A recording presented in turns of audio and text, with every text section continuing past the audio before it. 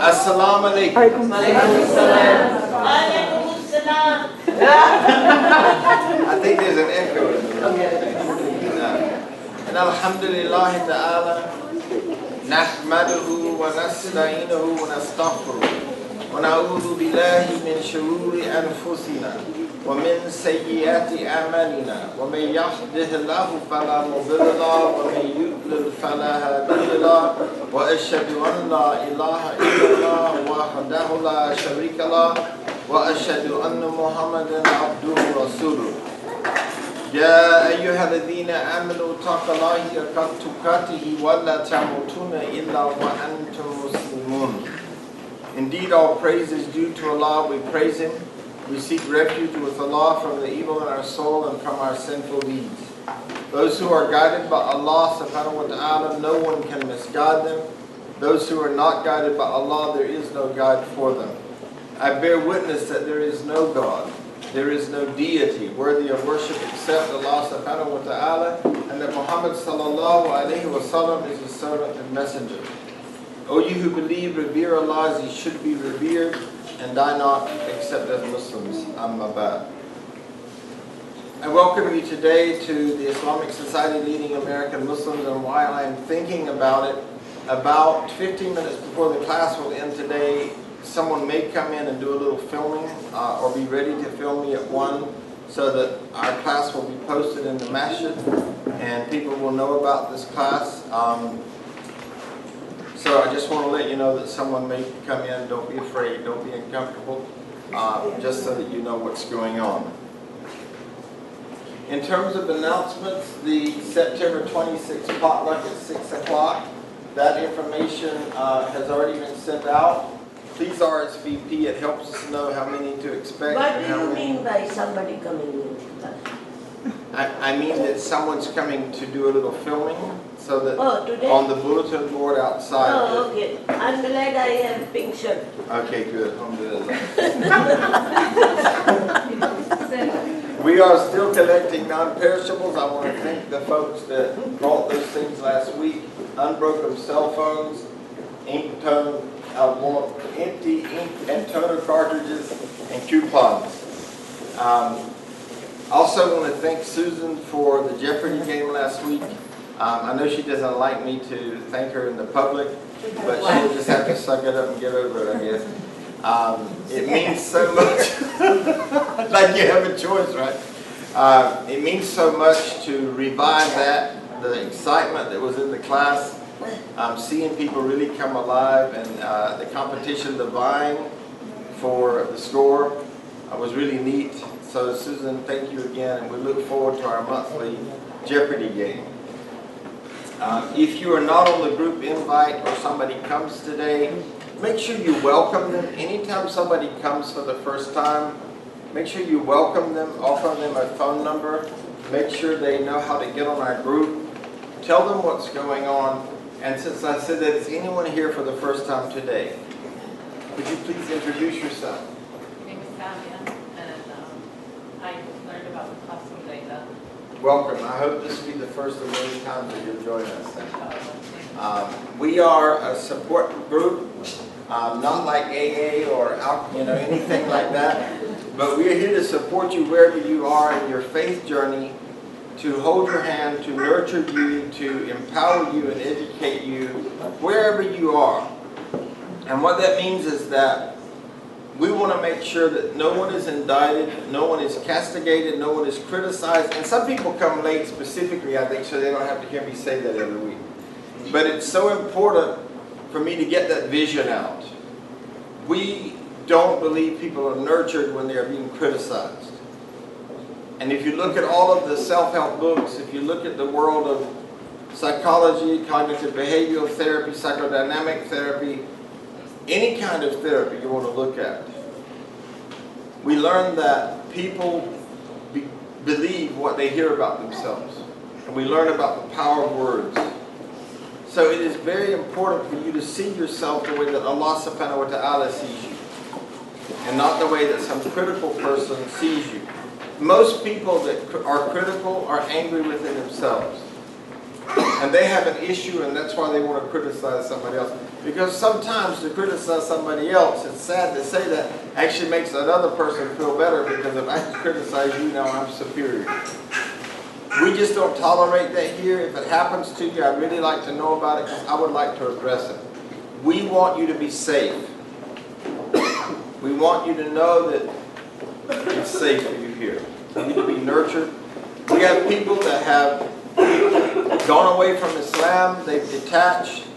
They don't pray anymore. They don't fast. They don't do a lot of things. We want them to be able to come back here and begin wherever they are and set the spiritual goals that they want to set, so that they feel good about their spiritual walk. And then, of course, the people that embrace Islam, that do the Shahada, alhamdulillah, we want to nurture them so that they're empowered and they don't feel like second-class citizens. It is an epidemic that we hear about, and Osama Cannon, for those of you who were not able to come and hear Osama Cannon, who embraced Islam some 19 years ago, this weekend, you really missed something. As a matter of fact, I think he was the African-American version of me, maybe. I don't know. When you look at him, he looks like me, but his father was African-American, his mother was white. And he talks about racism in Islam, he talks about convert issues, he talks about women's issues. And Saturday we had this amazing forum regarding those things. And I was here for all of it, but about 30 minutes. I had an event on Saturday night. If you get a chance to hear him, go hear him. And don't miss that. Don't miss that. So I always like to make sure my students have their finger on the pulse of the Islamic calendar, what's going on Islamically. And we are about to go into the year of 1437. I believe, I deem by Allah, tomorrow will be the first of Dhul Hijjah. Now when you hear the word Dhul Hijjah, what do you think about? When you hear the word Hijjah, do you hear a root word in there? Hajj. Very good, mashallah. So that is the month where people go to Hajj. It is the 12th month in the Islamic calendar. So we're soon going to be having a new year. So hopefully I'm going to be able to run through that part. I want you to know the blessings of Dhul Hijjah, because as you all know, Allah subhanahu wa ta'ala created days with higher value, nights with higher value, times of the day with higher value, months with higher value. Not all days, hours, months are the same. Just as not all spaces in the earth have the same blessing. If you pray in Mash'ar al-Haram, it is 100,000 times the reward of praying somewhere else. If you pray in Jama'at with this group, it's 27 times the reward of praying somewhere else. So it's in the love and mercy of Allah that He gave us these special days.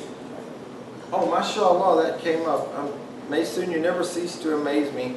And I would be remiss, and Maysoon doesn't like this either, but like Susan, she just have to get over it.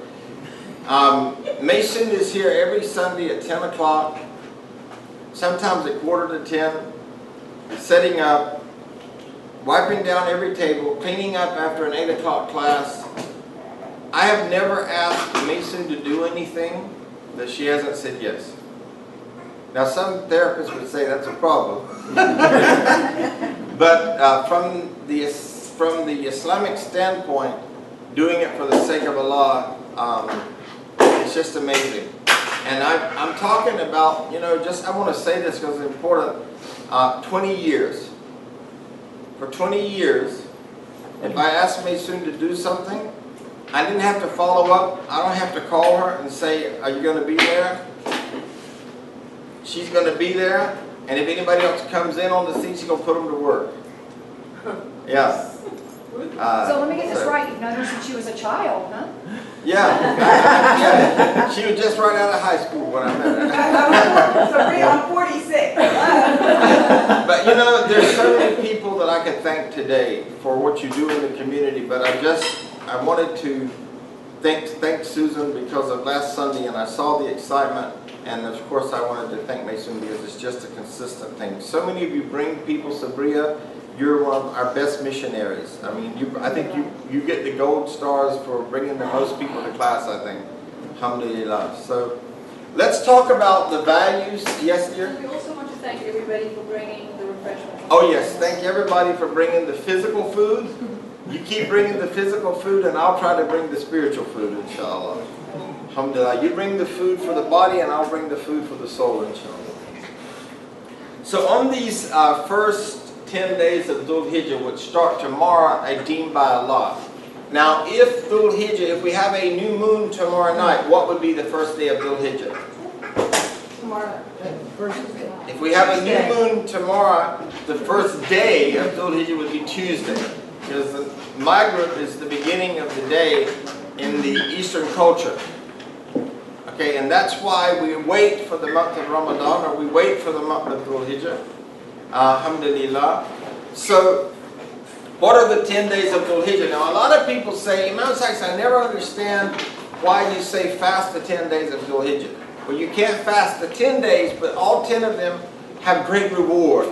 You can only fast 9 days because you cannot fast on an Eid, right? Right. Yeah. That's why we don't fast on Friday unless what? Fast on Thursday. Unless you fast on Thursday. The 10 days of Dhul Hijjah are the first 10 days of the 12th Islamic calendar month called Dhul Hijjah. Sometimes you will see it with a Z instead of a DH. It's just according to the transliteration of the Arabic. These are the days when most of the pilgrims make a journey to Mecca and perform their task of Hajj. Just as they have a special chance to get extra rewards, the ones who were not able to go to Hajj are also given a special chance to get extra rewards during these days. And every year I try to remind you of what those rewards are. The first 10 days of the month of Dhul Hijjah are the most significant days of the Islamic year. So the Christians will sing a song, it's the most wonderful time of the year. And they're talking about when? Salaam alaikum, brother. Christmas. They're talking about Christmas. But for the Muslims, we should have a nasheed that says Dhul Hijjah is the most wonderful time of the year. The most wonderful days, we should say. Okay? And then during the month of Ramadan, we would say the most wonderful what? Month. And then the last 10 nights, the nights of power, we would say the most wonderful nights. And we would say that Friday, Jummah, is the most wonderful day. Right? Yes. Alhamdulillah. The Prophet Muhammad sallallahu alaihi wasallam said, one fast during these days is equal to the fast of one complete year. Listen to that, folks. One fast during this month of one day is like fasting for a year. So if the new moon is sighted tonight or either tomorrow night, let's say it was sighted tomorrow night, and you fast on Tuesday, that one day is equivalent to fasting for a year. So if I fast on Monday, usually, that's okay if I fast on Monday? Yes, you can, absolutely. If you're fasting on Monday and Thursday, that's not a problem. You go ahead and fast on Monday, but then on Tuesday, that fast is like better than a BOGO. Because a BOGO is just buy one, get one. This one is you fast one day and you get the whole reward of a complete year. Like fasting 360 days, because we're looking at the Islamic year, okay? And the worship of one night during this period is equal to the worship of Laylatul Qadr.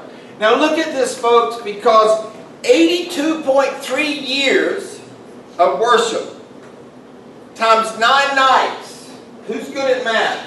Matt, Susan? You are. Oh no. It's right there. 750.6 years of benefit. There you go. Oh, I've got it up there? Susie got that right away. Thank you, Susan. You were trying to tell me I wasn't listening. So look at this. Just in these 9 days, you can get this much benefit. I mean, these nights. If you get up for Salatul Tahajjud. This is the kind of value that if you are trying to develop your soul, if you are trying to connect to your ruh, to that spirit within you, these are the days you do not miss. This is like a value that you cannot explain, really and truly. Imagine anything in the world that in 9 days you can get 750.6 years of benefit. The same way Allah chose out of Ramadan to give extra rewards to His servants at night, He chose the first 10 days of Dhul Hijjah to be the best days. The happy and successful believer is the one who makes the most of these special months, days, and hours, attempting to draw closer to Allah subhanahu wa ta'ala through acts of worship. He or she will most likely be touched by the blessings of Allah and will feel the joy of knowing that he or she is safe from the flames of hell. What is the significance of these 10 days? Hajj for the pilgrim.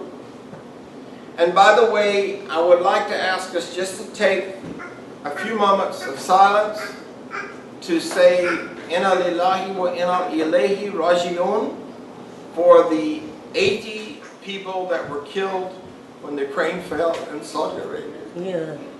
So if you could just have a few moments of silence and make dua for the souls of those people who lost their lives.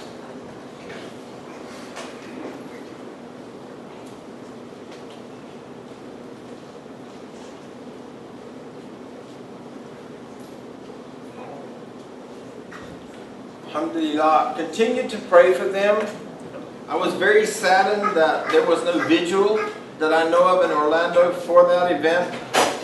Had I not had the weekend I had, I think I would have tried to figure out a way to do something. But it's very sad. In any other country, if 80 people were killed by this kind of atrocity, there would be a vigil. We can do Surah Fatiha and we can do Surah Yasin. Well, when we did our silent time, I don't want to take the class today because there's so many benefits for the Dhul Hijjah, but I just want to say that it is very important that we recognize that we are not valued as an ummah. That when 80 of our people die, I did not even know about it till a very dear friend of mine called me, actually sent me a text. And said, do you know what happened in Saudi Arabia? And I said, no. And I said, this is my schedule for the last 3 days. Literally have not had breathing time. And they told me what happened. It has in Fox News 2-3 times. 2 or 3 times. But how long? A few seconds? They hardly talk. No, they explained it, that crane and all that. People, and they showed the picture, how much it was damaged, even sight of the damage and how many people passed away. If it was another religion, do you think it would have had a different response? Oh, yes. Yeah. Of course it would have. And we need to write letters, we need to talk to the press, we need to express our dismay with that we feel that had this been another religion or another country, that it would have received more press, more information. Yes, yes. But Brother Malik had his hand up first. But my understanding, I guess I need clarification. Why do we need them to approve of what happens to us and our ummah? We're not looking for approval. We're looking for humane recognition. Yeah. In other words, the typical behavior in the country of America is that when a travesty happens in another country, they express sympathy. We want to have the same respect. We have to demand that of people. So it's not about, what was your word, brother? I'm sorry, forgive me, I'm all over the place this morning. Recognition. It's not about recognition, it's about valuing human lives. Because the Prophet Muhammad ﷺ said that the life of a human being has the sanctity of the Kaaba. And since we're talking about the month of Dhul Hijjah, think about when you talk, and I haven't forgotten you, brother, I haven't forgotten you. When you talk to people about their Hajj experience, what do they talk about most? Who said that? Somebody said it. The Kaaba. They'll tell you that the first time I ever laid my eyes on the Kaaba, and then they'll talk about what they felt. Yeah. And I can tell you that the first time I ever laid my eyes on the Kaaba, I was with a brother from New Jersey who'd been in prison, a big strapping brother, and I said, would you hold my hand? Because it was so powerful for me that I actually thought I was having like an out-of-body experience. I felt like I could see the molecular structure of the Kaaba vibrating. When you recognize that something happens in the Holy Land of the Muslims, and it's not addressed at the same level as something that happens in the Holy Land of the Christians or the Jews, or any other faith, it is your responsibility to confront the media and say, this is an injustice. We live in this country. We pay taxes in this country. We make a difference in this country. And it's important to do that. Yes, brother. I read it on New York Times. I thought it was also Daily News. Problem is that Saudi government, they just made a simple statement. They didn't come and say, that we are sorry, this thing happened, So It was just reported. it just, Like with other, I understand that, and I'm not going to make excuses for Saudi Arabia.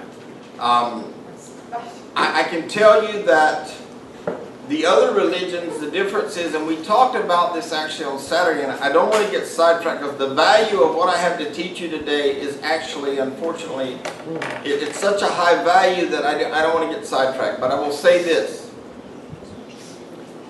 On Saturday, Osama Cannon was talking about how, do you know how you pay for Google words? So that, for example, if someone types in Islam Inc., the more words you buy, the more likely that you'll get Mormon when you type in something. How much do you think the Mormon church spent on Google words? $1 million. enough for us to build a master. That's exactly right, $12 million. You know how much the Billy Graham campaign spent to have their banner on a half day? $500,000. We as Muslims aren't spending any money much on media, really. I mean, we've got billboard campaigns. I don't want to discount everything, but if you compare it to what others are doing, it's a drop in the bucket. But we also need to demand, because what are you doing when you do that? It's dawah. Because if somebody works with you, comes and says, I was so sorry to hear about what happened in your holy land, it opens the door for you to do dawah. Yes, Brother Charlie. I found out about Makkah from one of Sabria's past students. He told me, and I couldn't believe what happened. And if you go on Twitter and all those kind of stuff, you don't see anything positive about it. And it was so disheartening to learn that and see that in mankind, humankind, we don't have respect for others. Almost everyone was saying it's karma for what happened years ago, but I don't believe that. And I posted, Maysoon saw what I posted about 9/11 and how don't point fingers at a whole group. And I lost several friends because of that. And to be honest, they weren't my friends to begin with. If they believe that, then they're in their own way. But I found a lot of peace having those people pushed out of my life. A verse that I would encourage you to read, and may Allah forgive me, it's in Surah Hujurat, and it talks about scoffing not at others, mocking not others, and everybody's included in that, and then it specifically says women. And it says for those who actually make fun of others, you may be worse than the other one. I would encourage you to look that verse up, and I'm sorry I don't have it. I know it's in Hijjah. Say 11. 11? 11. Verse 11? Verse 11. It's about 3 or 4 verses there. They are so powerful. They should be the motto of our life in terms of dawah. So let me get back to Dhul. Did I leave anybody out that raised their hand? I don't want to pass anybody by. But I do want to get to Dhul Hijjah and then the subject of today, inshallah. That they might witness things that are a benefit to them, that is, reward of Hajj in the hereafter, and also some worldly gain from trade, etc., and mention the name of Allah on appointed days over the beast of cattle that He has provided for them for sacrifice. And this is Surah Al-Hajj, verse 28. Now, it's interesting because we have been talking about dhikr, and we've been talking about remembering Allah. And it's amazing how this verse ties into the verses we'll be looking at after we finish this small portion on Dhul Hijjah. That they might witness and that they might mention the name of Allah. Even though we did not receive an invitation to Hajj this year, is anybody here going to Hajj? Okay, so I'll make sure there are no exceptions there. Which does brothers were? Yes. These first 10 days are very sacred and a time for the local community to make a spiritual migration through increased reflection, seeking Allah's forgiveness, doing good deeds, and various other forms of worship. These days are special because whatever you do is exponentially multiplied in benefits. Allah honored them when He swears an oath by them in the Quran as well, and swearing an oath by something is indicative of its importance and great benefits. Anytime when it says, verily Allah swears by this, it should raise like 10 red flags. Your eyes should get the size of saucers and your ears should swell up like elephant ears, and you should be listening for every single word in that particular phrase. You like that, didn't you, Warren? In Surah Al-Fajr, Surah 89, verse 1 through 5. By the break of day, by the night twice 5, by the even and odd contrasted, and by the night when it passeth away, is there not in these adjuration or evidence for those who understand? There are not one in which righteous deeds are more beloved to Allah than these 10 days. The people asked, not even jihad for the sake of Allah? He said, not even jihad for the sake of Allah. He said, not even jihad for the sake of Allah, except in a case of a man who went out to fight, giving himself and his wealth up for the cause and came back with nothing. And this is from Sahih Bukhari.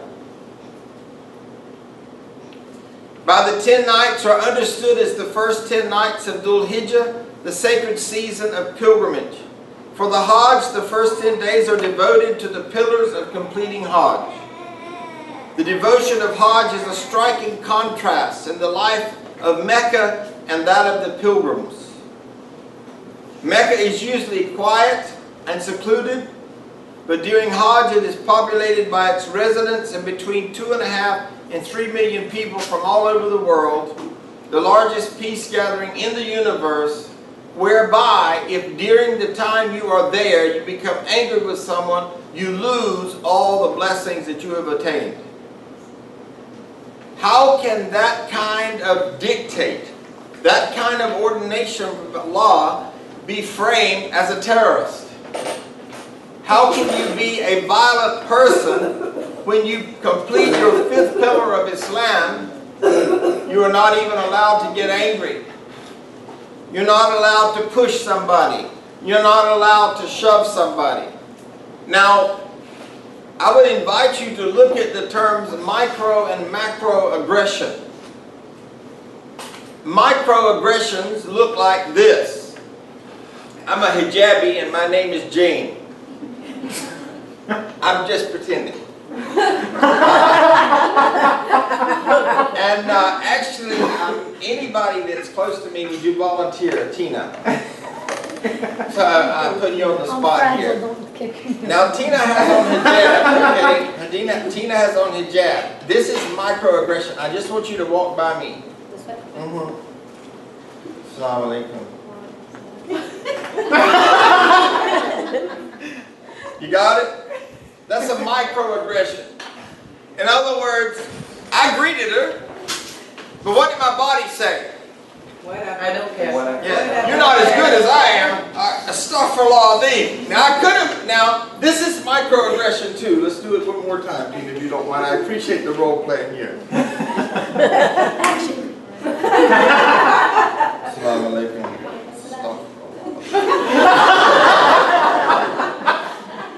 Let's give her a hand. That's a microaggression. Now, one of the amazing things, and I'm all over the place because I'm so excited, is if we look at the text of Islam, we have all these verses that say she's the footstool to paradise, that the best of the believers are good to their wives. That's text. But in context, we have exactly what I just showed you. Now, unfortunately, macroaggression would be if Tina was in the masjid and she prayed, or well, she came in with hijab, but her hair was showing. So I go to her and I push her hair back behind her scarf and pull the scarf down like this. That would be macro. Yeah, they do because that. now I'm touching her. They did. How many people have had that happen to them before? Something like that, a macro aggression. They did. Raise your hands high. I'm talking about that thing attached to your shoulder. Raise it high. Look around you, folks. As Muslims? As Muslims, yes. No way. They did to me. I twisted their wrist. All right. Did you see that, folks? My mommy carries a cane. Listen, folks. Everybody listen up. If you can't listen, you'll never be leaders. My mom carries a cane.